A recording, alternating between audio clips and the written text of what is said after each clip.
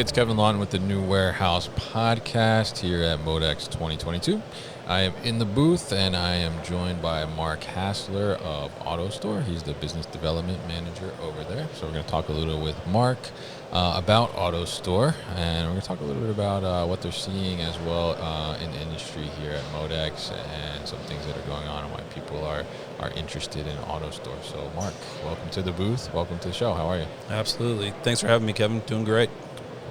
Happy to have you here. And your hair looks good, by the way. No problem. I know you were concerned about that. I know, so being on camera. Yeah, it's all right. So how are you doing so far at MODEX? How are things going? What do you think? Good. It's been a great show so far. The first 2-3 days have been almost pre-pandemic. I'm losing my voice, as you can probably hear, and that's a good thing. The feet hurt, and that's a good sign. So it's a good hurt, though, right? Absolutely, good hurt. It's a productive hurt. Right? Absolutely. Very good. So if people are not familiar with Autostore, why don't you give us just a brief overview of what it is you guys do? Yeah, so Autostore is a goods-to-persons automation system, automated storage and retrieval system. We call it cube storage automation. Right. And so it's a little bit of a unique system. It's bins, inventory bins that are stacked one on top of one another from the floor slab all the way to a max height of 20 feet high. And on top of that, a Rubik's Cube of storage. We have smart robots that run around and travel on top of that grid and bring those bins to operators at what we call ports or workstations to fulfill orders. So we are an each pick order fulfillment engine inside of the warehouse. All right, and obviously, it's very something that's very recognizable, I think, as you walk by here at the show, the Autostore, and it's really it's cool looking just in general, I think. But it's really a smart design and a way to maximize on space and utilize space more efficiently. So obviously here, MODEX 2022, it's been 2 years really since we've been able to get together as an industry in person and that type of thing. So over that 2 years, it's not like we've just been sleeping as an industry. Actually, the industry has been just growing like insanely, right? Absolutely. So from an Autostore's perspective, and a lot of customers, I think, and operations have been looking to maximize their space in a better way to keep up with demand. So how has Autostore seen demand grow, and what type of applications are people trying to bring Autostore into? Right. Well, with the e-commerce explosion that came with after COVID, and the Amazon effect, right? It's all about having to compete with them now. Yeah. And these retailers need to be closer to the consumer, speed to market. Yeah. And so, those traditional warehouses that may have been outside the city center, big multi-100,000 square foot facility warehouses are now moving into the urban city center. We're seeing them come closer to where the people are. And when you do that, your cost of real estate goes up, right? Absolutely. And you can't put that 50,000 square foot facility in downtown Manhattan. So we're seeing a lot of unique applications, dark stores, micro-fulfillment centers, doing that last mile delivery. And Autostore is a pretty flexible and scalable solution for those types of applications. And so we're seeing, these types of systems go into unconventional warehouses. Maybe the old Sports Authority that went out of business, or the old Toys R Us. Maybe they're going to the old strip mall, right? Yeah. So it's cool to see this evolution. And obviously, our bread and butter and sweet spot is still in those larger warehouses, but we're seeing these new trends emerge and trying to stay a part of it. Yeah, and I think it's pretty remarkable, I guess, the flexibility and like you said, going into these smaller, tighter spaces that, maybe become, just these vacant properties, and now people are able to get creative and utilize them in a different way to bring product to customers in a faster way as well. So I'm curious in that sense, what has maybe been the most unique application of Autostore that you've seen so far? Well, we have in-store systems. So I can think of one up in Canada that recently put in an Autostore, big sports apparel company. And I saw that, yeah. They have their Autostore directly in the store. Consumer can come in, they can see the Autostore in operation. And I think in the near future we'll have, the consumer interacting with the ASRS system, which is really interesting. Coming up to a kiosk, grabbing those, maybe it's the groceries out of it, right? Or so I think that's something really unique that is starting to emerge. And buy online, pick up curbside business, competing with those online shoppers in the grocery store, And so we're seeing applications in grocery and dark stores. And I think those are some of the most interesting applications right now. On the opposite side of the spectrum, we're doing very large systems, so 500,000 bins, million bin systems. Oh wow! Yeah. And these are starting to come around now too. So it's kind of both sides of this spectrum. It could scale up, or it could scale down. Yeah. So flexibility is key, right? Yeah, absolutely. I mean, it's you got to have a solution that can work in a 20-foot high environment or 18-foot environment, and then you got to have that solution that can go into that larger facility footprint and be able to be integrated seamlessly with other peripheral systems. We're at the end of the day, we're just part of the solution. We're not the entire solution. So being able to seamlessly integrate with robotic each picking or AMRs, we're seeing more and more of that. Yeah, very interesting. And so I'm curious because obviously, one of the things about AutoStore is you're able to store a lot more items and inventory in a smaller space. So if something like 500,000 bins or 1 million bins, I mean, how much square footage is that actually taking up? I don't know off the top of my head, but I would say it's it could be 20,000 to 50,000 square feet of space for something like that. And that's small though to get that much storage in one spot like that. Yeah, it is. We have a demo system in Derry, New Hampshire, at our headquarters, and it has 3,500 bins in it, and it takes up under 1,000 square feet. Wow. So it's kind of amazing how small you can go with the footprint when you really reduce, when you don't have shelving, right? You don't have aisles, aisle-based. We're seeing about especially over conventional storage means like shelving and racking, we're reducing that footprint by at least 75%.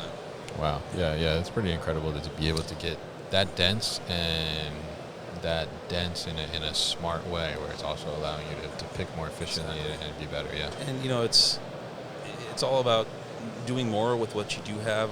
Most of our installations are in brownfield existing facilities. Right. And so, being able to do more in that space, stay in that space longer, allow that client to stay in that space for an extra 5 years. That's huge for them. Oh, yeah. Or if they're consolidating operations, bringing in another operation from a different state into their facility, and they said, listen, our only other option is to move or expand our existing facility, right? Yeah. And bring in the AutoStore, and you're able to take in that capacity. So very interesting. So now with the AutoStore, I mean, at what point do you think,